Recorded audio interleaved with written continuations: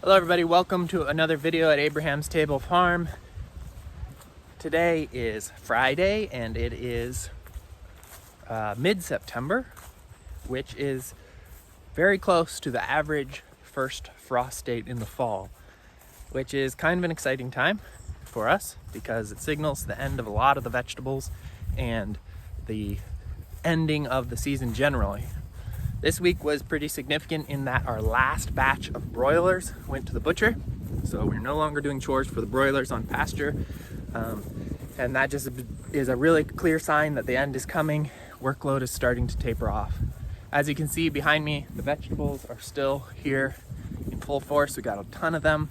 And the 10-day forecast doesn't look like there's gonna be any kind of significant frost for at least 10 days. So looks like we're gonna have a lot of vegetables for quite a while still.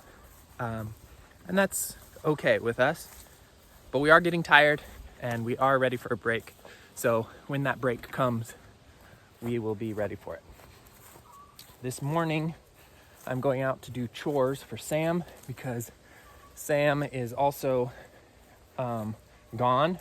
He's going to pick up new pullets. Our new pullets are coming in today for a new flock of laying hens, and they will be replacing the ones we have now because you just have to do that every once in a while. As the birds get old, they need to be replaced. So he's off picking those up from the hatchery that raises the pullets, and I'm doing chores for him. But if you look over in the distance there, you can see that all the pens that we have raised our broilers in are now stacked neatly on the side of the pasture, completely cleaned up. They went into the butcher yesterday and we immediately got all of that cleaned, set up, and zeroed for the winter, stored really, but that's how we like to do it, finishing something and finishing it well and getting it totally set to zero for the next time we're going to use it, which in this case is next spring. And that's what we're doing more and more this time of year, is finishing things, storing them, setting them down, getting ready for winter, and making sure things are prepped and staged for spring. And if we do it right, it makes spring so much better. So you can see that the pasture is still really green. There's a lot of grass out here. It's all been fertilized. That whole area over there was real brush and very little grass, and now it is thick stand of grass, and that's awesome. So a lot of photosynthesis happening there, a lot more biology in the soil, a lot of growth and food for a lot of animals, which means food for a lot of humans. Laying hens are here on the top of the hill, fertilizing this area at the top of the hill one last time, and they will kind of finish out most of the season in a month or two. And then that's when we will have our first threat of snow, and that's when we'll be taking them off the pasture. But they'll get this one last area well fertilized, and they'll produce a ton of eggs for us, and that'll be great.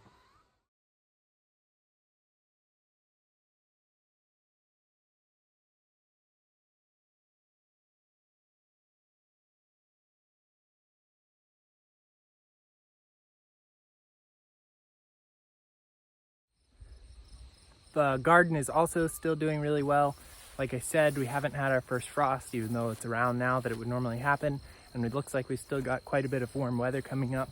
It has gotten dry in the last couple weeks though, so we've started irrigating again, which is the least irrigation we've ever done this year probably. We've gotten rain consistently all summer until now, which is really awesome. So things are doing pretty well still.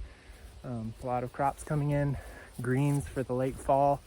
And we're just looking for the end of the summer crops when that first killing frost comes. Things like tomatoes and cucumbers will be drying up. They'll be able to go a little bit past the first frost, hypothetically, because they're in high tunnels that we can close at night. But when that frost or hard freeze comes, they will be done.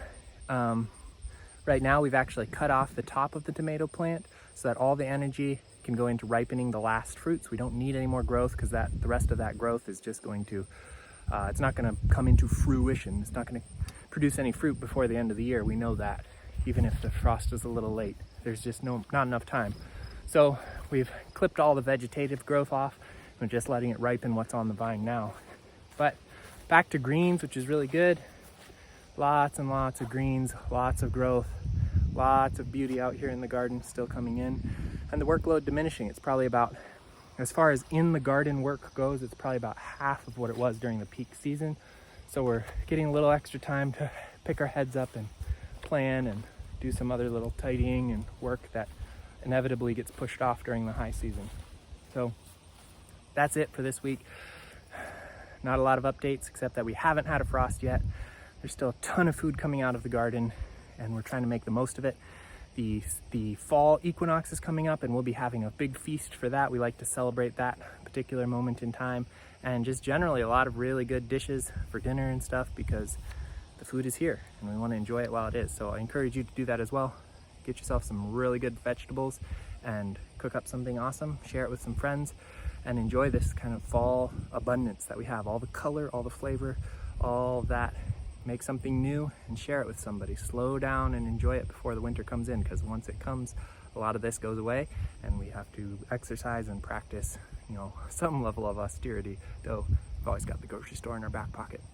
So enjoy all this freshness that's still growing while it lasts before the end comes, and pretty soon we'll have to reckon with the fact that all this work goes back to nothing and everything ends and it's done. But right now we're celebrating. That final reckoning won't come for a couple more weeks. All right, place your orders in the store and I'll see you next week.